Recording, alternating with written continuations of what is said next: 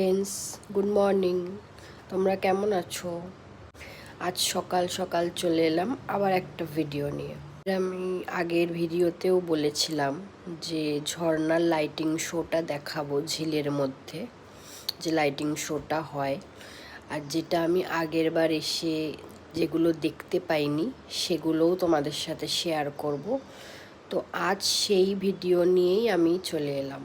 আজ এই ভিডিওতেই তোমাদের সাথে আমি শেয়ার করব লাইটিং শো, আর যেগুলো আমি দেখিনি আগের বার এসে সেইগুলো।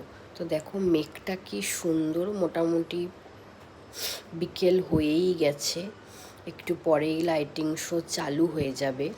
তো তোমরা দেখতে থাকো ভিডিওটা। দেখো টয় ট্রেনও চলে এসছে। এই টয় ট্রেনটা পুরো ইকো পার্কটা তোমাদের ঘুরিয়ে দেখাবে।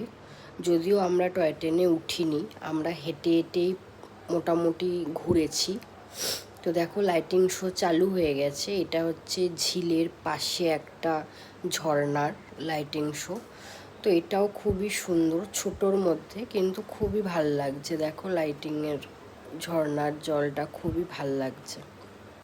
তবে আমার মনে হয় ঝিলের লাইটিং শোটার থেকে এই লাইটিং শোটাই বেশি ভালো।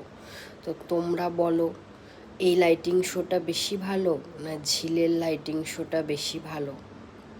চটপট আমাকে কমেন্ট করে জানিও। তো দেখো এখানে সেরকম একটা লাইটিং শো হয়নি, কারণ জানি না, বলছিল কোনো একটা লাইটের খারাপ আছে। তো দেখো এমনি নর্মালি জলের ইয়েটা, কিন্তু লাইটিং সেরকম কিছুই নেই। তার থেকে ওর পাশে যে লাইটিং শোটা হচ্ছিল ওটাই ভালো ছিল। তো চলো এবার দেখাচ্ছি আমি যেটা আগের বার এসে দেখতে পাইনি সেইগুলো।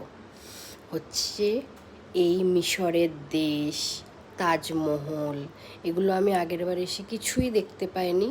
তার কারণ এইগুলোর কাজ চলছিল।